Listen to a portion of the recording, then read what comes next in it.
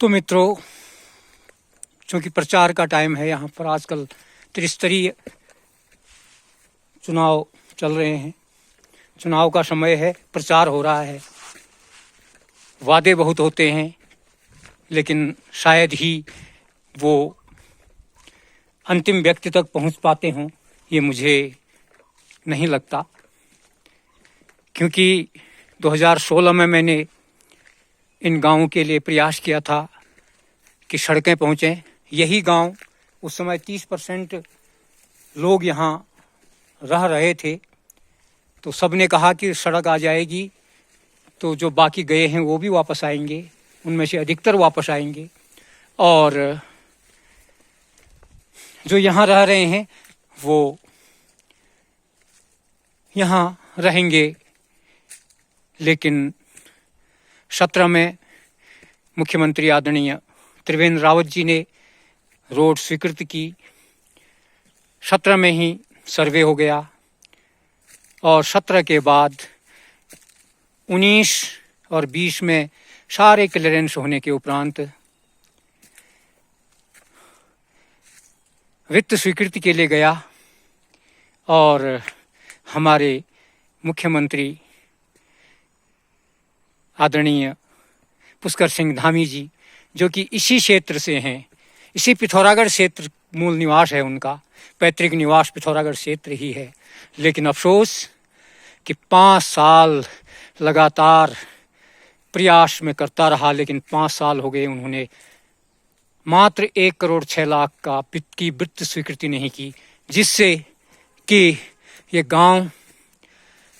2 गांव तो पूरी तरह से 30% से 35% तक जो रहे थे, वो भी इस 16 के बाद लगभग 9-10 साल के बीच में सब का पलायन हो गया।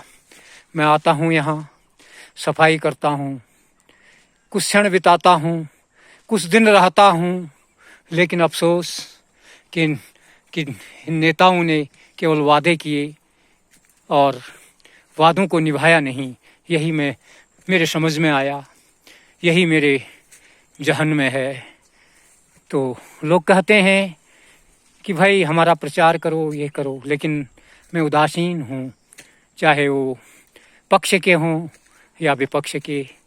सभी का एक ही उद्देश्य है कि लटका के रखो, लटका के रखो। 2016 से लेकर 2025 हो गया, लटका के रखा है। और धामी जी ने तो मैं क्या कहूँ, 5 साल इन्होंने वादे करते रहे, लेकिन वित्त स्वीकृति नहीं दे पाए। कुछ नहीं कर सकते हैं हम, क्या कर सकते हैं हम? हमारे हाथ में तो कुछ है नहीं, सब इनके हाथ में है। इस चढ़ाई को चढ़ रहा हूँ मैं, धीरे धीरे। मैं योग करके अपने शरीर को स्वस्थ रखा, अन्यथा तो इस चढ़ाई में कौन चढ़ पाता। इसलिए बुजुर्ग लोग भी यहाँ से पलायन कर गए। ये रास्ता देख रहे हैं, पूरा झाड़ियों से भरा हुआ है। इसको भी अभी, क्योंकि हमारे यहाँ गामरा पूजन जो होता है उसके लिए आते हैं लोग, तो उस समय हमको सफाई करनी होती है, तो उसके लिए भी मुझे आना होगा। फिर ये रास्ता बनाना होगा। रास्ते भी नहीं बनाते हैं, बड़ी अजीब सी बात है। चलिए, ऐसा ही है जीवन।